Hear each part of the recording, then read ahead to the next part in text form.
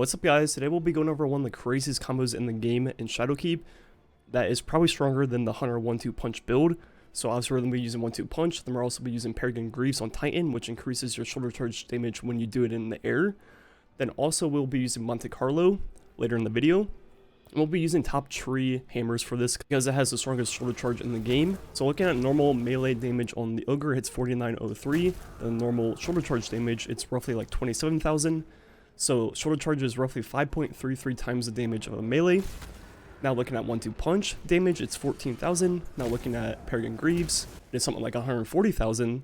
So 1-2 punch is still 3 times damage, and Peregrine Greaves is 5.3 times damage for your shoulder charge. So if we add all these things up, we should be doing 84.4 times melee damage, which means on this ogre, we should hit roughly 413,000 total damage and 1 shoulder charge if we can do all these different things at the same time. Before this update, you couldn't do this. The only way to still shoulder charge after shooting was by sliding off an object, and that did not proc Peregrine Greaves.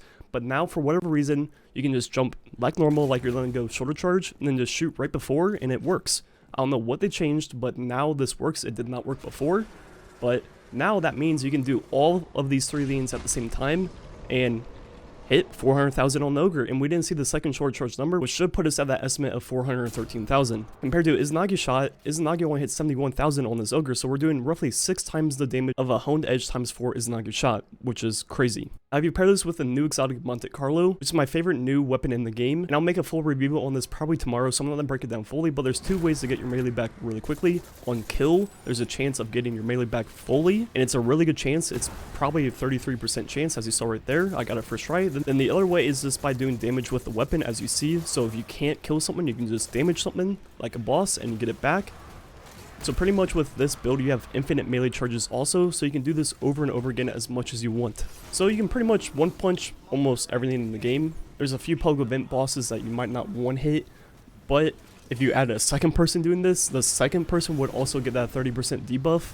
So there's not really much in the game that 2 people probably couldn't kick and kill, to be honest, outside of maybe raid bosses. If you're doing this solo and you're just going for pure damage, you can also use Tractor Cannon and pre-apply the buff, then do this combo. Obviously you're going to give up Monte Carlo, but if you're just going for a one-hit kill, you can do that and get 30% more damage with Tractor. Or if you're in a fire team, if you have multiple people doing this, the first person would apply melting point for the next people. So this is like absolutely crazy. Like if I remember correctly, the Hunter 1-2 punch build was something in like the 40x melee damage, and this is 84 times melee damage. The main difference is you can only do this once per melee charge compared to the 1-2 punch, which you could pretty much do forever as long as you kept combination blow up. But with Monte Carlo, you can get infinite melee charges anyways, so it's pretty much just strictly better. And to be honest, like I said, with 2 or 3 people doing this, there's not much you're not going to be able to one hit anyways, so you're not going to need more than 1 melee charge. So I think that's pretty much all I want to say. This is kind of a crazy combo, pretty strong to say the least. And I'm pretty sure you can imagine what I'm going to do to a certain type of enemies in the game in the future with this build. Anyways, let me know what you think about this. Thanks for watching. Catch you guys next time.